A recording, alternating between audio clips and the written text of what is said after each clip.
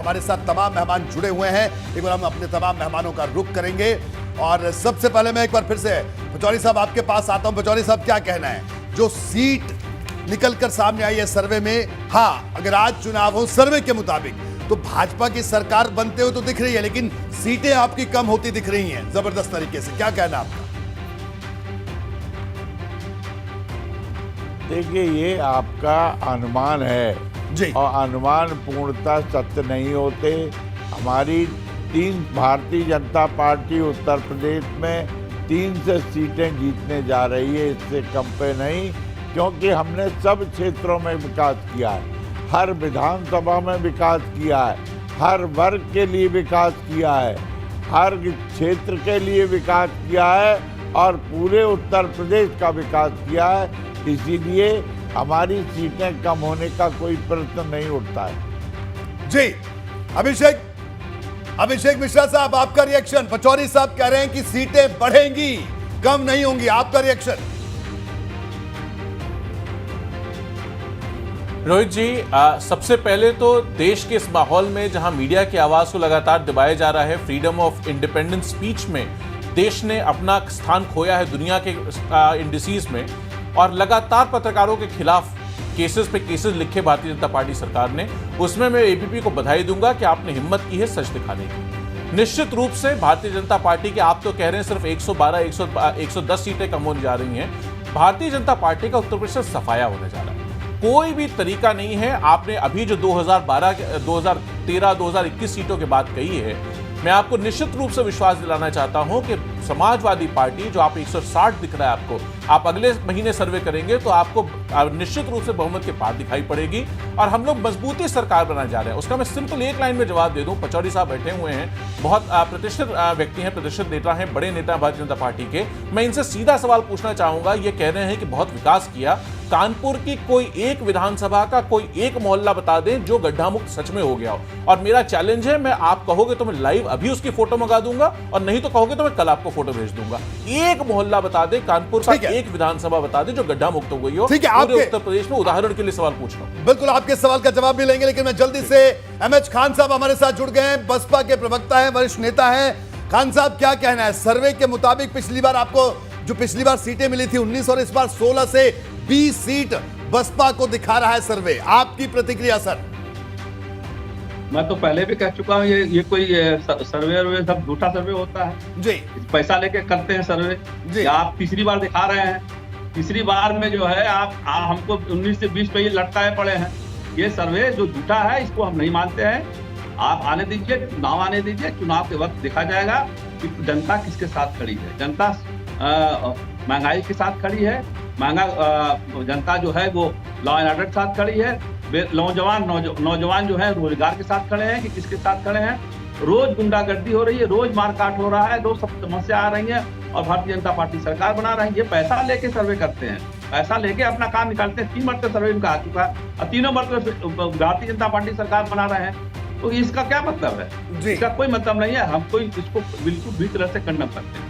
ठीक है, बिल्कुल ये अधिकार है आपको। तो आपका कहना है कि आप बिल्कुल इससे इतर अपनी बात कह रहे हैं, आपका कहना है कि आप अच्छी खासी अपनी मौजूदगी दर्ज कराएंगे, बिल्कुल ये कहने का हक है। जल्दी से सूची आपका रिएक्शन। हम सरकार बनाएंगे, हम पूर्व बहुमत सरकार बहुजन समाज पार्टी की बनने जा रही है। को इस तरह न पूछा जाए कि हम इस आकलन के आधार पर उसको मतलब आखिरी बात नहीं समझ सकते। हमने काम किया है और हम उम्मीद करते हैं कि जनता हमारे काम के आधार पर हमारा चयन करेगी, जो कि प्राप्त है, क्योंकि ध्रुवीकरण के अतिरिक्त देश और प्रदेश को कुछ भी प्राप्त नहीं हुआ है।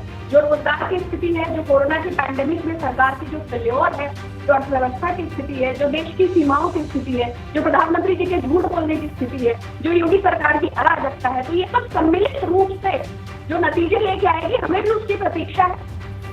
जी, तो चलिए आपको भी प्रतीक्षा। पचौरी साहब, क्या कहना है आपका? जो सर्वे बता रहा है कि आपकी बढ़त है, आपकी सरकार बनती हुई दिख रही है अगर आज चुनाव हो, लेकिन समाजवादी पार्टी भी अच्छी खासी रफ्तार से आगे बढ़ रही है। हालांकि एमएच खान साहब इस सर्वे को बिल्कुल नकार रहे हैं, क्योंकि इनका कहना है कि जो सर्वे में दिख रही है 19 से 20 सीटें, 16 से 20 सीटें, उससे कहीं ज्यादा ये प्रदर्शन करेंगे।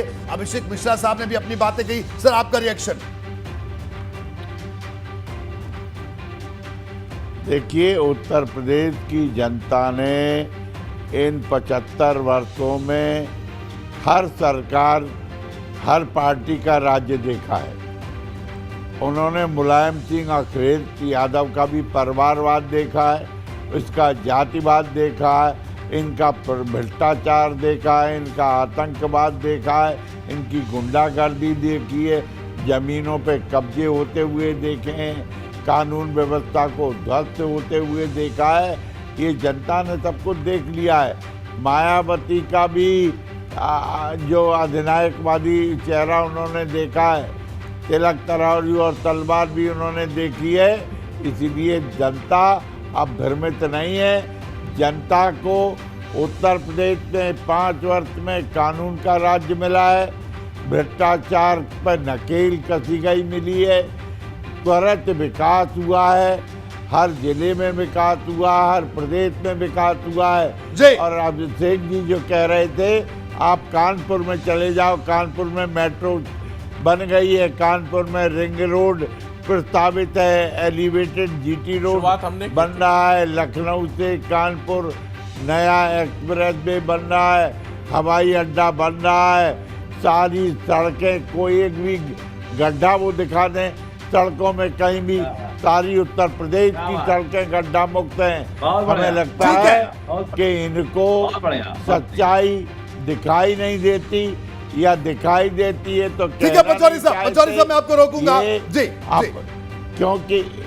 जी आपने अपनी बात कही। एमएच खान साहब संक्षेप में अपनी बात कही जी, आप रिएक्शन दे रहे थे। अभिषेक जी आपके पास भी आता हूं। देखिए, ये जितनी बातें बता रहे हैं सब हवाई कागजी बातें बता रहे हैं। देखिए अभी देखिए क्या हुआ है, क्या नाम है, कासगंज में क्या हुआ है। कासगंज में 2 फुट के प्लास्टिक के ट्यूब से कह रहे हैं कि आत्महत्या कर लिया। ये कितना झूठ बोलते हैं। एसएसपी झूठ बोल रहा है। हाथरस की कांड में क्या हुआ, हाथरस कांड में कहा गया कि रेप नहीं हुआ, उसमें मेडिकल रिपोर्ट आई तो उसमें आया कि रेप हो गया। एडीजी नारायण को हटाया, नहीं हटाया। सवाल इस बात का है, किसानों आज किसान 800 से 900 किसान मर चुका है और धरने में बैठा है। लखीमपुर खीरी में थार जीप से चढ़ा दिया। ठीक है कहाँ से लेके आएंगे ये, कहाँ से लेके आएंगे, कौन से काम गिरा रहे हैं। जेक एक्सप्रेस वे चालू नहीं हुआ अभी तक, कोई काम हुआ नहीं, मेडिकल कॉलेज कोई बना नहीं। ठीक है अमित खान साहब जी, खान साहब माफी के साथ आपको रोक रहा हूं, मुझे ब्रेक के लिए रुकना है। उससे पहले अभिषेक मिश्रा जी का भी एक रिएक्शन लेना है। अभिषेक जी।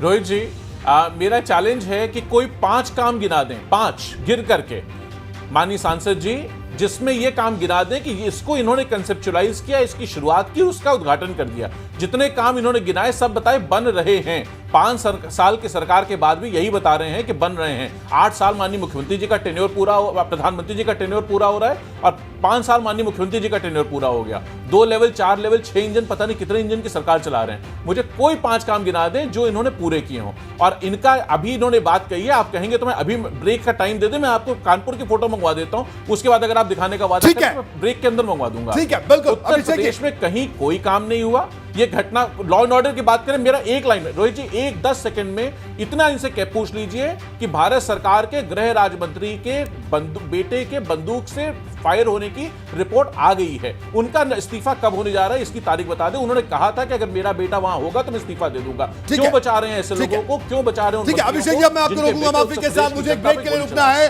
और ब्रेक के बाद भी तमाम मेहमान हमारे साथ बने हुए। और अभी सर्वे के कई सवाल कि उत्तर प्रदेश में बेहतर मुख्यमंत्री का चेहरा कौन हो सकता है, ऐसे कई सवाल अभी सर्वे में आना बाकी हैं। आप बने रहिए बीपी गंगा के साथ।